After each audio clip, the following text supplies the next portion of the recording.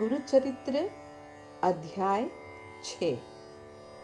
श्री गणेशाय नमः। श्री सरस्वत्यै नमः। श्री गुरुभ्यो नमः। श्री कुलदेवतायै नमः। श्रीपाद श्री वल्लभ श्री नरसिंह सरस्वती नमः। दत्तात्रेय गुरुभ्यो नमः। नामधारक आश्चर्यचकित होकर कहते हैं, हे स्वामी, काशी, बद्रीनाथ और केदारनाथ आदिकाल से ही पुण्य तीर्थ स्थल हैं। वहां पर श्रीपाद का जाना तो मैं समझ सकता हूँ, परंतु गोकर्ण में ऐसा क्या है? वे गोकर्ण क्यों गए? कृपया मुझे यह बात बतलाइए। सिद्ध मुनि ने कहा, एक बार दानवों के राजा रावण की माता कैलाश पद की प्राप्ति के लिए मृत्तिका शिवलिंग अर्थात मिट्टी के लिंग की पूजा करने लगी। रावण, जिसे अपनी शक्ति पर अभिमान था, अपनी माता के समक्ष पूर्ण कैलाश पर्वत लाकर रखना चाहता था। वह कैलाश पर्वत पर आया और क्रोध से अपनी 20 भुजाओं से कैलाश पर्वत हिलाने लगा और अपनी पूर्ण शक्ति से उसे अपने सिर पर उठा लिया। कूर्म डर गया। स्वर्ग के सारे देवता घबरा उठे। सभी लोग भयभीत हो गए और ऐसा प्रतीत हुआ जैसे कि पृथ्वी पर प्रलय आ गई हो। गिरिजा अर्थात पार्वती जी ने शिव जी से अनुरोध किया कि वह समस्त देवगणों की रक्षा करें और सृष्टि के असामयिक विनाश से रक्षा करें। गिरिजा जी की बात सुनकर भगवान शंकर ने अपने पांव से रावण के सिर और भुजाओं को दबा दिया। रावण भयभीत हो गया और अपनी मृत्यु से बचने के लिए भगवान से विनम्रता पूर्वक प्रार्थना करने लगा। भगवान को रावण पर दया आ गई और उन्होंने अपना पांव हटाकर रावण को छोड़ दिया। प्रसन्नता पूर्वक रावण भगवान की स्तुति करने लगा और बहुत मधुर स्वर में सभी रागों एवं रसों को समेटते हुए वह शिव जी के गुणगान में निमग्न हो गया। कहते हैं कि उसने 36 रागों से भगवान शिव की स्तुति की और ईश्वर प्रसन्न होकर उसके सम्मुख खड़े हो गए और कहा कि हे रावण, मैं तुझ पर प्रसन्न हूँ, वर मांग। रावण ने कहा, प्रभु, मैं स्वर्ण लंका में रहता हूँ, जहाँ कोई नहीं पहुँच सकता। लक्ष्मी तो मेरे घर की दासी है। 8 निधियां मेरी सेवा करती हैं। ब्रह्मदेव मेरे दरबार के पुरोहित हैं। 33 कोटि देवता यमराज सहित रात दिन मेरी सेवा करते हैं। सूर्य, चंद्र, वरुण, वायु, अग्नि, यह सब मेरे घर में सेवा करते हैं। मुझे कोई मार नहीं सकता, इसीलिए मुझे किसी वस्तु की आवश्यकता नहीं है। केवल एक ही इच्छा लेकर आया हूँ। मैं आपके कैलाश लिंग को ले जाना चाहता हूँ। मेरी माता का व्रत है और वह सदैव के लिए कैलाश पर रहकर आपकी सेवा करना चाहती हैं।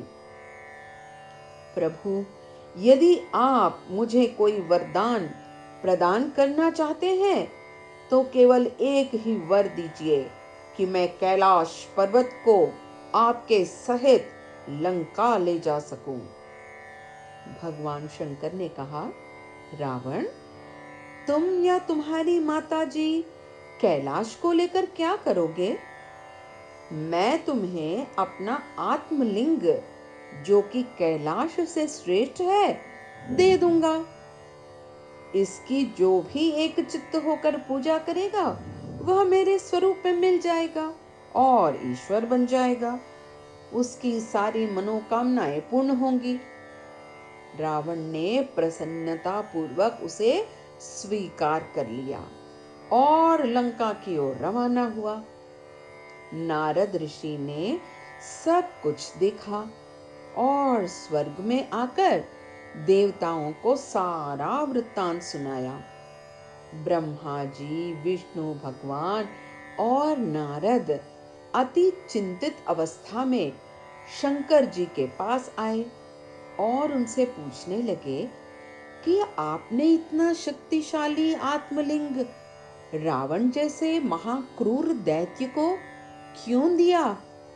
क्या यह सही है कि दानव राजा, जिसने सारे देवताओं और मनुष्यों को त्रस्त कर रखा है, आपकी स्थिति और शक्ति ग्रहण कर ले?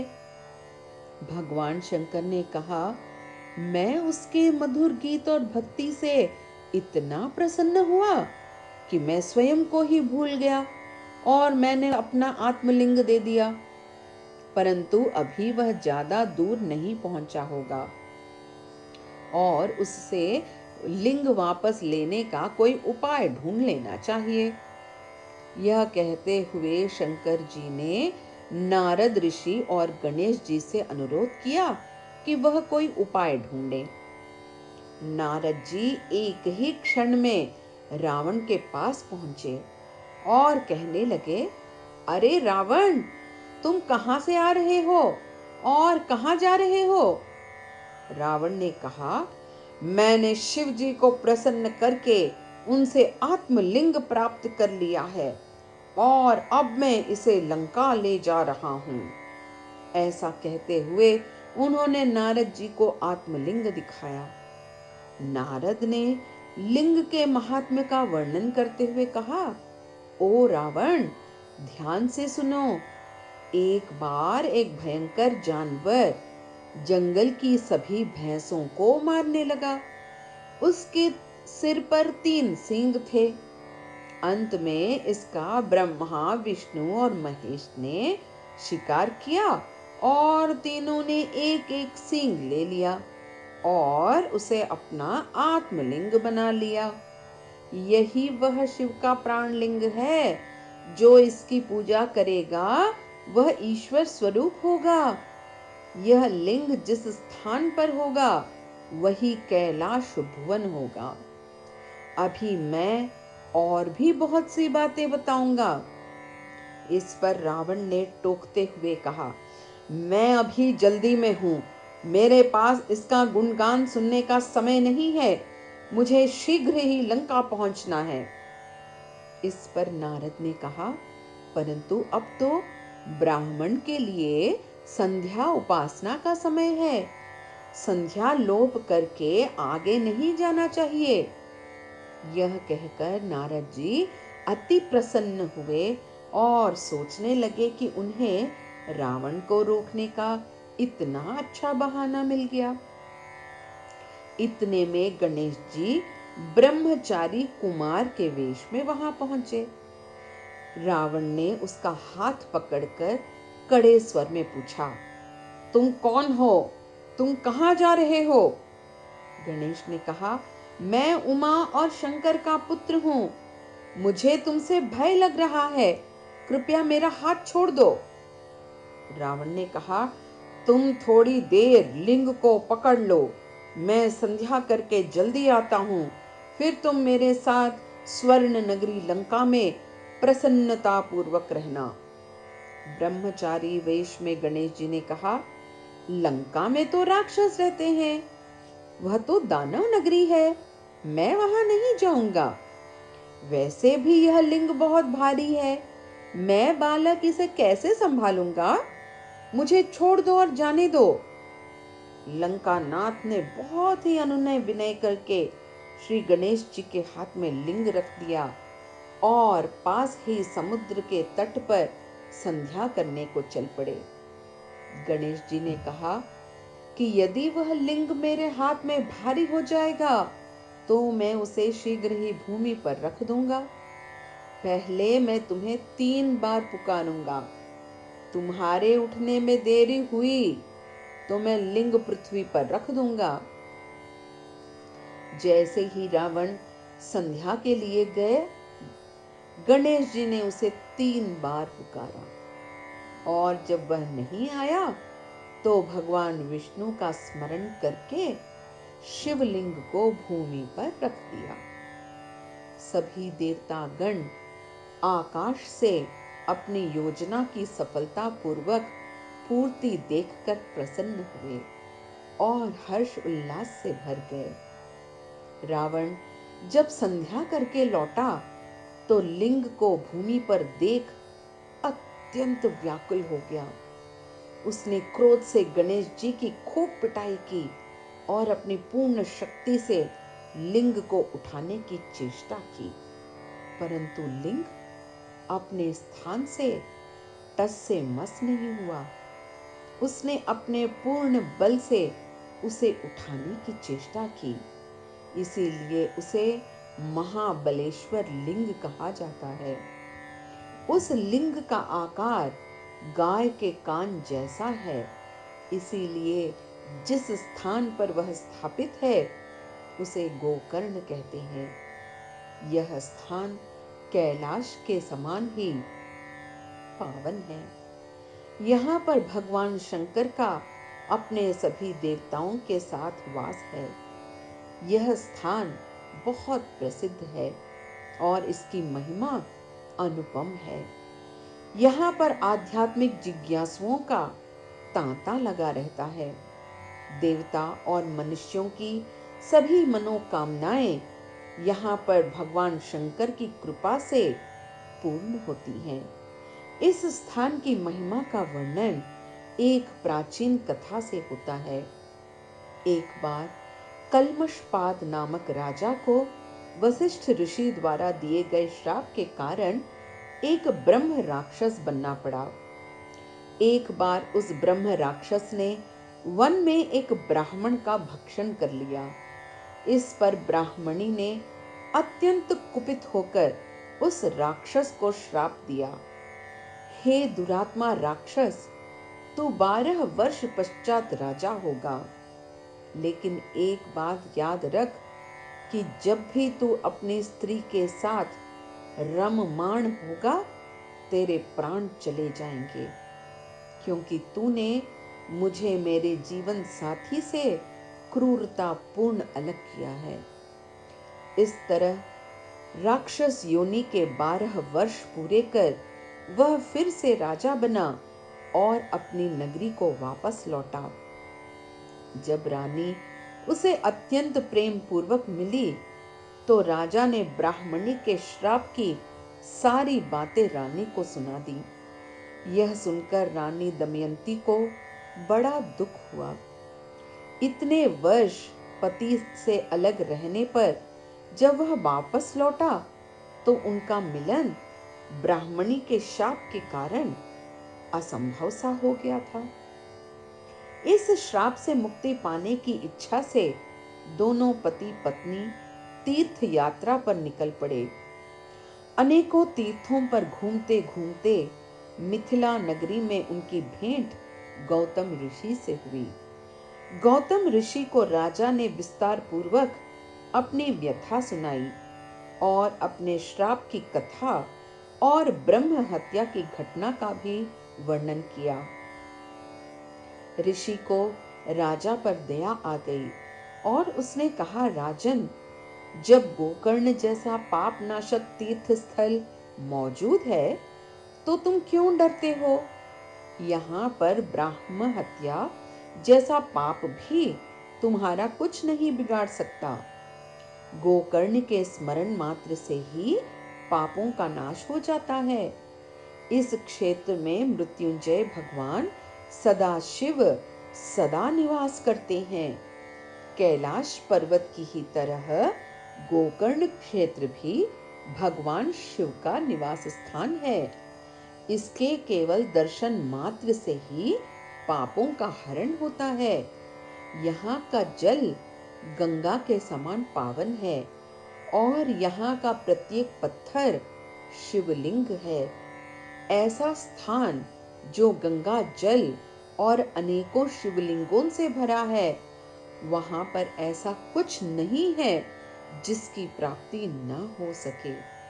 अर्थात हर इच्छा मनोकामना यहाँ पूर्ण होती है। एक घटना जो मैंने स्वयं यहाँ पर देखी थी, इसका मैं तुम्हें विस्तार पूर्वक वर्णन करता हूँ। एक बार मैंने देखा कि एक चांडाली ने गोकर्ण में प्राण त्याग दिए। प्राणों के त्यागते ही वहां शिव दूतों को लेकर एक विमान आया, जो चांडाली की आत्मा को कैलाश ले जाने के लिए आए थे। मैंने उनसे इस विषय में पूछा तो उन्होंने बताया कि यह पूर्व जन्म में ब्राह्मण कन्या थी। अपने पति की मृत्यु के बाद यह अपने माता पिता के घर रहने लगी। काम के वश में आकर यह एक अमीर व्यापारी के साथ गुप्त रूप में जार कर्म करती थी, परंतु थोड़े ही दिनों में इसके पाप कर्म प्रकट हुए और इसके माता पिता बंधु आदि ने इसे त्याग दिया और स्वयं प्रायश्चित करके शुद्ध हुए। अब यह लड़की निसंकोच होकर प्रकट रूप से व्यभिचार कर्म में रत हुई। यह नित्य मांसाहार और मद्यपान करती थी। एक दिन नशे की हालत में इसने गाय के बछड़े का सिर बकरी समझकर काट दिया। अगले दिन जब इसका प्रेमी इसे मिलने आया तो वह यह चिल्लाने लगी कि रात में एक बाघ ने हमारे बछड़े को खा लिया। इस तरह से अनेकों पाप इसने किए और मृत्यु के पश्चात चांडाली के रूप में फिर जन्म हुआ। इस जन्म में यह कुरूपी, अंधी और कुष्ठ रोग से ग्रस्त थी। इसके माँ बाप जिन्होंने इसे पाला पोसा था वह मर गए और चांडाली बिल्कुल अनाथ और दरिद्र थी। एक दिन घूमते घूमते यह गोकर्ण क्षेत्र पहुंची। वह शिवरात्रि का पावन दिन था। चांडाली हर एक के आगे हाथ फैलाकर भिक्षा मांग रही थी। शिवरात्रि के दिन सब लोगों का उपवास था, इसीलिए किसी ने इसे अन्न का दाना भी नहीं दिया। लोगों के पास बेलपत्र थे जो शिव की पूजा में प्रयोग होते थे और वे उन्होंने चांडाली को दे दिए। यह उसे सूंघ सूंघ कर खाने की वस्तु न जानकर क्रोधित होकर फेंकती जा रही थी। रात का समय था। यह बेलपत्र गोकर्ण लिंग पर गिर गए।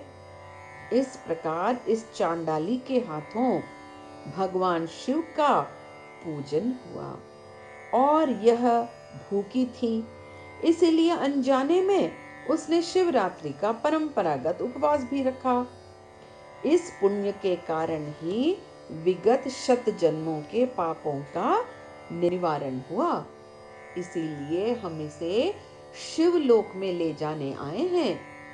इतना कहकर शिवदूतों ने उस चांडाली पर अमृत सिंचन किया, जिसके कारण उसे दिव्य शरीर प्राप्त हुआ और वह शिवलोक को गई। यदि अनजाने में किए गए पुण्य का इतना लाभ हो सकता है तो हे राजन, तुम यह सोचो कि श्रद्धा पूर्वक की गई निरंतर पूजा अर्चना का कितना लाभ होगा। इसीलिए तुम अभी गोकर्ण जाओ और अपने पिछले सभी जन्मों का निवारण करो। ऋषि की सलाह पर राजा और रानी ने गोकर्ण जाकर तपस्या द्वारा अपने पापों और ब्राह्मणी के श्राप से छुटकारा पाया। इस पवित्र स्थान पर श्रीपाद श्री वल्लभ 3 वर्ष तक रहे और उस असंख्य आध्यात्मिक जिज्ञासुओं का उद्धार एवं मार्गदर्शन किया और फिर वे कुरवरपुर चले गए और वहां अंतर्हित हो गए। इति षष्ठमो अध्यायः। श्री दत्ताय गुरुवे नमः। श्रीपाद श्री वल्लभाय नमः। श्री नरसिंह सरस्वत्यै नमः।